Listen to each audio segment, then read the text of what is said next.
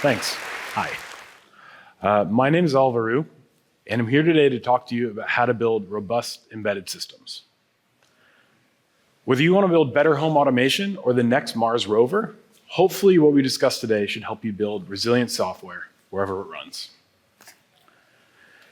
Now, to get started, we should probably try to better understand what an embedded system actually is.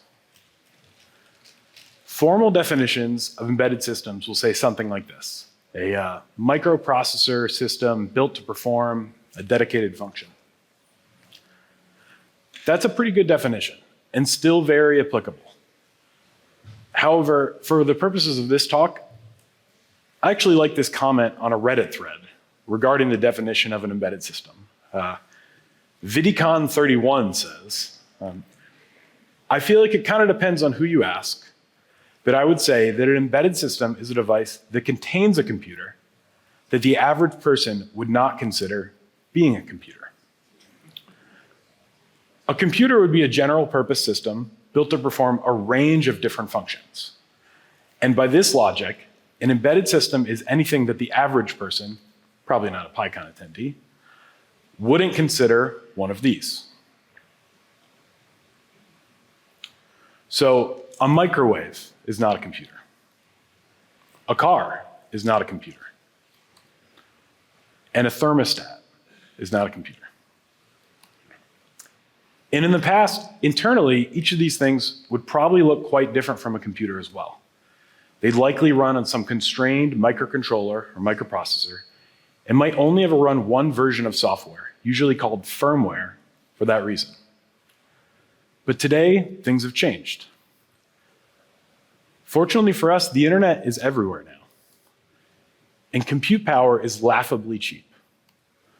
So now we have the Internet of Things. Our cars are lousy with touchscreens, and you can play Doom on your smart fridge.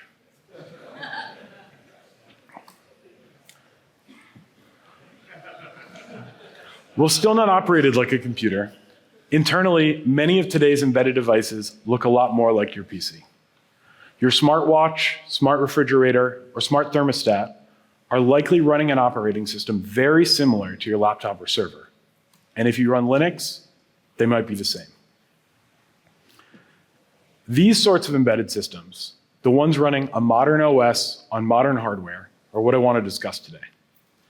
Because these devices are not operated like modern computers, but have modern computers at their core, deploying them introduces a bunch of interesting hardware and software problems.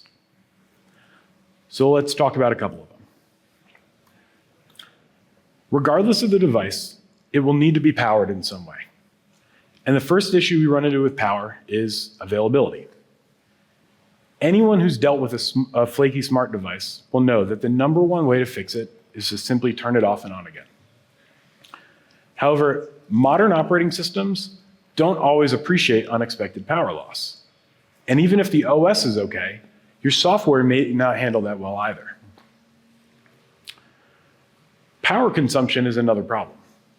Many embedded systems run on batteries, and even a modest embedded CPU can draw a significant amount of power.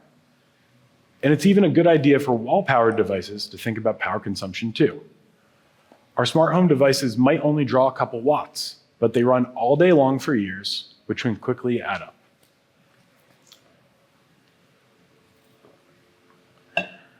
Now let's talk about the basic building blocks of a modern computer system: CPU, RAM, and disk, also known as persistent or non-volatile storage.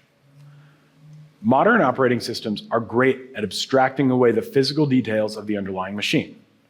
However, while your code might appear to run the same on embedded hardware, you can quickly run into issues if you expect the same performance on your typical desktop or server,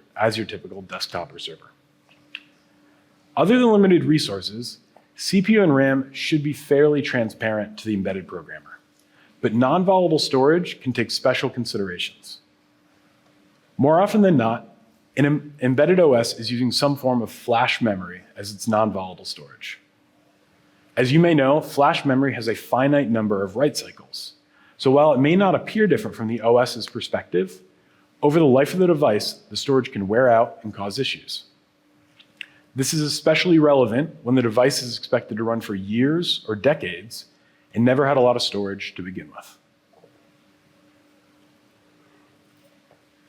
Now let's talk failure.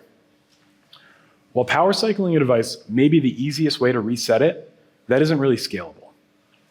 Instead, embedded software should be written in a fault-tolerant manner, always considering how to fail gracefully in every situation. Furthermore, the operating system must be properly configured to handle failure in our application.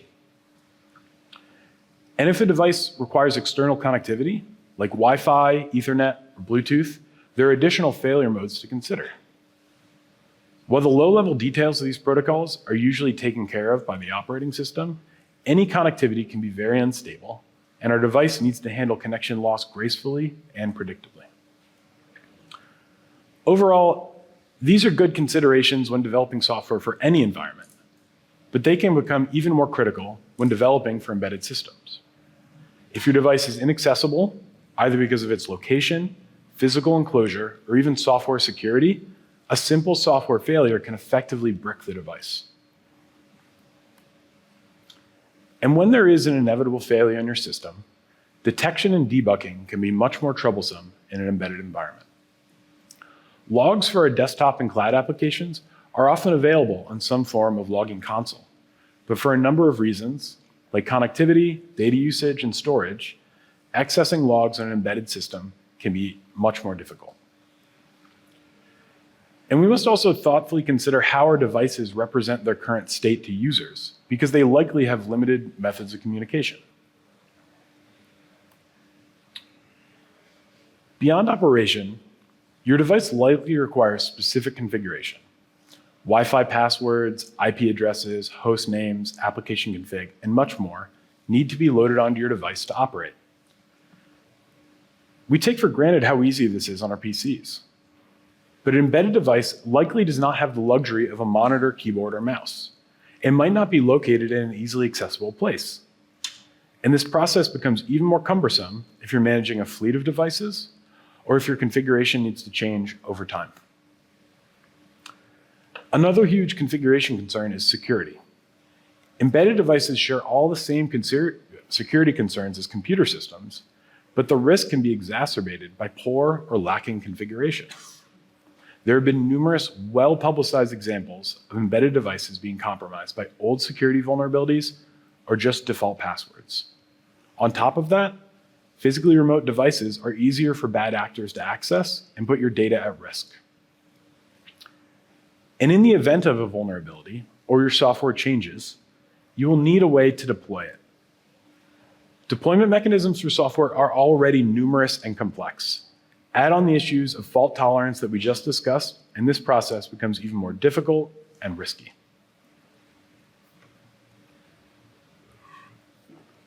So now that we've touched on some of the high-level issues with embedded systems, let's go into a bit more detail and discuss some strategies to solve them. By no means will this be a comprehensive guide to building reliable embedded systems. By definition, embedded devices are usually designed with a specific function in mind, so every use case will have specific requirements. However, I hope what we discuss gives you some useful insights to your next design. To start, let's talk a little more about storage. Before we can talk about solving issues with embedded device storage, we need to discuss some of the problems in a little more detail. As mentioned before, the storage on your embedded device will likely be some form of flash memory, like an SD card or eMMC. These devices are great. They're plentiful, cheap, and easy to use. However, they have a tendency to wear out over time if we aren't careful. The best way to avoid this is to thoughtfully consider how and when we write to persistent storage. One example of this is application logging. We all love to litter print statements throughout our code, but if each print statement ultimately ends up on our small flash storage, we can quickly run into issues. And the same is true for OS logs. This may seem like a simple problem to fix, but even the pros have made this mistake. Famously, in 2021, Tesla had to recall over 100,000 vehicles because their onboard eMMCs were failing. The culprit? It appears significant application logs were just written directly to storage, shortening their lifespan and ultimately causing failure. Another peril with storage, which relates to our issues with power and fault tolerance, is the danger of corruption when the power is unexpectedly interrupted. Flash storage devices are rather complicated at a low level, and interrupting a flash operation could potentially corrupt a large block of your storage, jeopardizing your device as a whole. If you've used a Raspberry Pi, you may have heard of this before. This issue plagued the Raspberry Pi community for years, causing regular corruption and data loss. And while multiple factors were at play, unexpected power loss, insufficient power supplies, and low-quality SD cards were the main suspects. And beyond the low-level hardware, your embedded software needs to handle power loss as well. What if you lose power while in the middle of writing the main config file for your application? Simple problems like this could easily brick your device.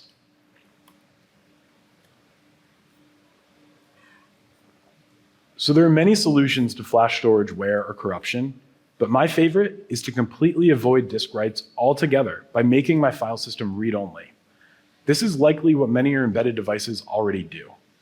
This is one reason you can yank the power on your Wi-Fi router, and it's no worse for wear.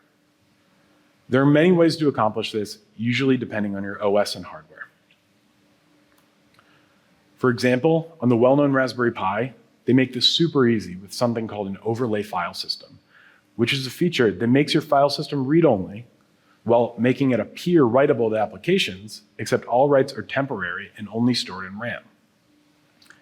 If a full read-only file system is not an option, another good strategy is to send noisy disk writes, like OS logs, to a temporary RAM-based file system, while writing important, less frequently changing data to persistent storage. Most operating systems will make this fairly easy. Read-only or RAM-based file systems are great, but this strategy does have its drawbacks. Related to what we discussed about debugging, if you're sending your logs directly to RAM and your device loses power, all your logs are lost, and that can make it very difficult to diagnose issues. You should also consider mitigating storage and power loss issues at the application level. One of the best ways to do this is to simply use libraries that handle interruptions for you. When properly configured, file-based databases like SQLite usually include multiple protections against data loss in the case of unexpected interruption. Even simpler, if you want to avoid corruption while modifying files from your application, I usually do something like this. Read the existing file, make your changes, write your new file contents to a temporary file, and finally, rename that temporary file to the original file. At least on Linux, file renames are generally considered atomic. So if you were to lose power during this operation, on restart, your application will either see the old or the new config file, but nothing in between. Now let's talk about fault tolerance, a huge topic in itself, and not just relevant to embedded systems. It's always a good idea to develop our software to proactively handle any errors it encounters. This is often application specific, but here are a couple basic design patterns for you to consider. To start, let's discuss process managers. Because we're concentrating on embedded devices running an operating system, it'll be the operating system's job to start and manage your software processes over time. However, modern operating systems are complex and offer a number of different ways to manage an application. You can use init, sys5 init, systemd, OpenRC, Docker Compose, and many others. Your choice is probably application dependent, but my advice would just be to pick one and learn how to use it properly. I often pick systemd, mostly because I know it and it's available in most of the systems I use. Systemd has a million different options, but most applications can run forever with just a simple config. This config file tells systemd how and where to start our application, when to start it, and what to do when it fails unexpectedly. With just this, you can enable your service and know that systemd will take care of managing it. Now let's talk about automatic fault recovery. While PCs and servers likely have UIs or consoles to reset them in the case of error, embedded systems may not share this luxury. One simple pattern that I like to follow is that of a watchdog. In its broadest form, a watchdog is a mechanism that monitors your system for abnormalities and automatically takes corrective action. Often, that monitoring is just checking for responsiveness or connectivity, and the corrective action is a software reset or restart. It might not be possible to foresee every way that your complex software application can fail. But if you can find some basic conditions that define the liveness of your software as a whole, you can have a relatively simple watchdog monitor those conditions and reset it if necessary. Now let's talk fault tolerance and configuration. One of the riskiest times for our devices is during updates or configuration changes. So you have a remote, inaccessible network device and you need to change its Wi-Fi settings. What if you send the wrong password? Or the new Wi-Fi network isn't available? For an inaccessible device, this could effectively kill it.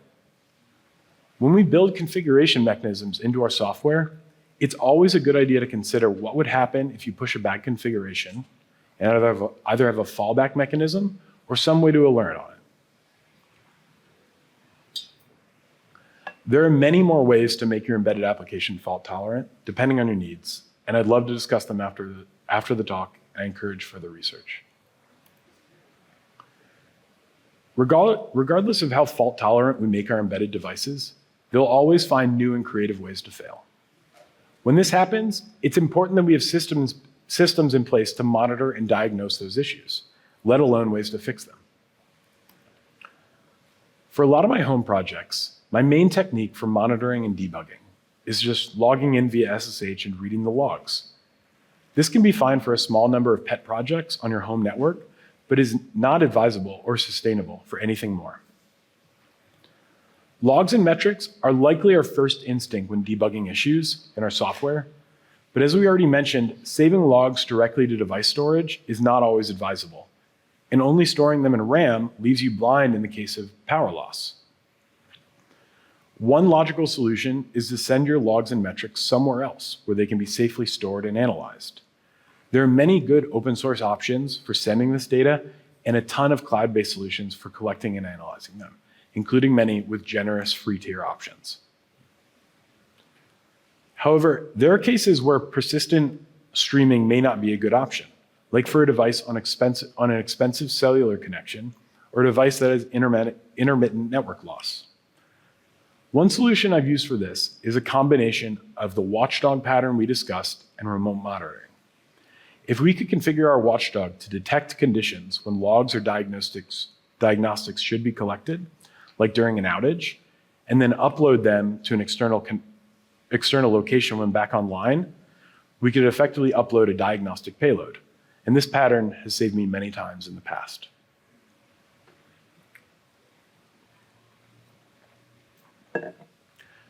The monitoring solutions we just discussed can work well, but they assume the person debugging will get value out of reading low-level application and OS logs. This may not always be the case. I can't think of the last time I wanted to read the logs on my light bulb. Sometimes the best mechanism for communicating system state to a user is through physical feedback. Consider adding displays, lights, or sounds to your device. Something as simple as a single LED can often communicate enough information about the system for a user to fix it. Since our embedded devices are computers, but they're not operated like a computer, we should always consider more natural ways to interact with users. Now let's talk about configuration. At some point in their life, our embedded devices will need to be configured to perform the function they're designed for.